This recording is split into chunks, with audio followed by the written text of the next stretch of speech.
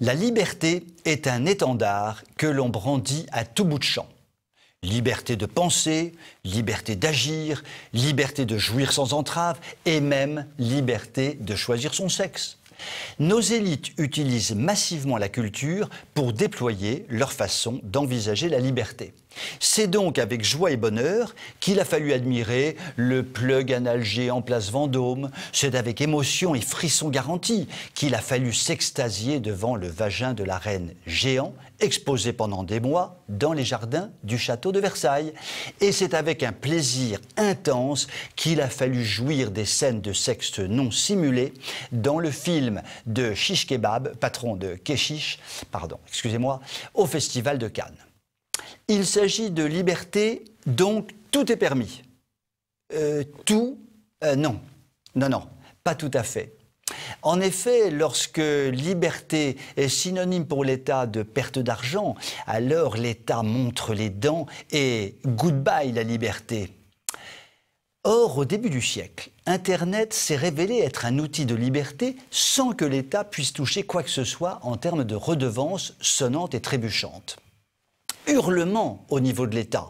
Il faut réguler le système. Et donc, sus aux pirates et au téléchargement illégal. Musique classique, rap, film d'auteur ou navet, peu importe, on ne vole pas l'État. Vous voulez de la culture gratuite? Que nenni, il faut payer, monsieur, dame.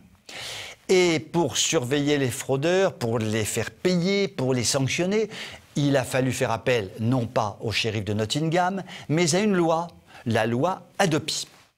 Votée en 2009, la Haute Autorité pour la diffusion des œuvres et la protection des droits sur Internet envoie aux internautes qui réalisent du téléchargement illégal un mail d'avertissement.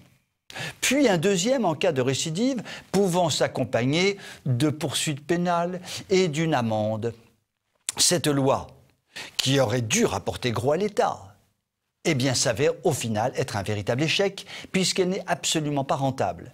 En 10 ans, l'État aura dépensé 88 millions d'euros pour mettre en œuvre cette loi, alors qu'il n'aura récupéré que quelques dizaines de milliers d'euros grâce aux 80 condamnations enregistrées depuis sa création. En clair, de l'argent public gaspillé. Une fois de plus, oserais-je dire. L'État semble visiblement prompt à récupérer de l'argent grâce aux vidéos Internet.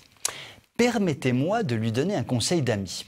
Pour une fois, j'ai envie d'être le copain à Manu.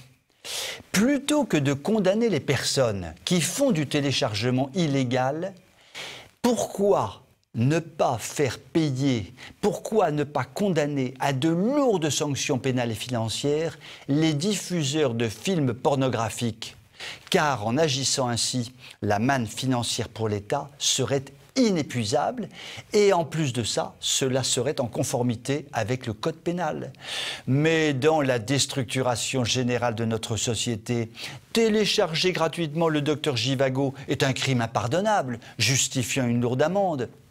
Alors que télécharger ou regarder gratuitement des films pornographiques par un nombre incalculable d'internautes, ça ne pose évidemment aucun problème. Voilà un triste exemple du triste état de la liberté en France. Vous pouvez m'écrire si vous le voulez. À très bientôt.